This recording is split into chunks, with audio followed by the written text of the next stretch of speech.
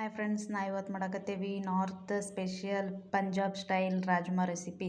ಇದನ್ನ ಸಿಂಪಲ್ಲಾಗಿ ಸಖತ್ತಾಗಿ ಟೇಸ್ಟಿಯಾಗಿ ಮಾಡ್ಕೋಬೋದು.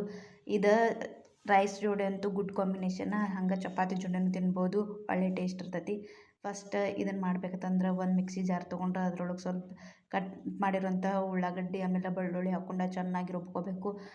ಅದನ್ನ ಪೇಸ್ಟ್ ತಗೊಂಡು ಆಮೇಲೆ ಅದು ಮಿಕ್ಸರ್ ಜಾರಿಗಿನ ಲವಂಗ, ದಾಲ್ಚಿನ್ನಿ, ಪಲಾವ್ ಎಲೆ, ಏಲಕ್ಕಿ, ಕಾಳು ಮೆಣಸು, ಕಟ್ ಮಾಡಿರೋಂಥ ಟೊಮ್ಯಾಟೊ ಹಾಕ್ಕೊಂಡು ಚೆನ್ನಾಗಿ ಪೇಸ್ಟ್ ಮಾಡ್ಕೋಬೇಕು. ಅದು ಚೆನ್ನಾಗಿ ಪೇಸ್ಟ್ ಆದ್ಮ್ಯಾಗ ಒಂದು ಪಾತ್ರೆ ಇಟ್ಕೊಂಡು ಅದು ಪೂರ್ತಿ ಕಾದ ನಂತರ ಅದಕ್ಕೆ ಸ್ವಲ್ಪ ಎಣ್ಣೆ ಹಾಕ್ಕೊಂಡು ಸಾಸಿವೆ ಜೀರಿಗೆ ಹಾಕ್ಕೋಬೇಕು. ಆಮೇಲೆ ಈರುಳ್ಳಿ ಮತ್ತು ಬೆಳ್ಳುಳ್ಳಿ ಪೇಸ್ಟ್ ಮಾಡ್ಕೊಂಡಿದ್ವಲ್ಲ ಅದನ್ನ ಹಾಕ್ಕೊಂಡು ಅದನ್ನ ಚೆನ್ನಾಗಿ ಫ್ರೈ ಮಾಡ್ಕೋಬೇಕು. ಅದು ಸ್ವಲ್ಪ ಪೂರ್ತಿ ಫ್ರೈ ಮಾಡ್ಕೋಬೇಕು, ಹಸಿ ವಾಸನೆ ಹೋಗಬೇಕು, ಆ ಥರ ಫ್ರೈ ಮಾಡ್ಕೋಬೇಕು. ಅದಾದ ನಂತರ ಅದಕ್ಕೆ ಟೊಮೆಟೋದು ಪೇಸ್ಟ್ ಮಾಡ್ಕೊಂಡಿದ್ವಲ್ಲ ಅದನ್ನು ಹಾಕ್ಕೊಂಡು ಅದನ್ನು ಚೆನ್ನಾಗಿ ಫ್ರೈ ಮಾಡ್ಕೋಬೇಕು. ಎರಡೂ ಪೂರ್ತಿ ನೀಟಾಗಿ ಫ್ರೈ ಮಾಡ್ಕೋಬೇಕು, ಯಾವುದೇ ಥರದ ಹಸಿ ವಾಸನೆ ಇರಬಾರ್ದು.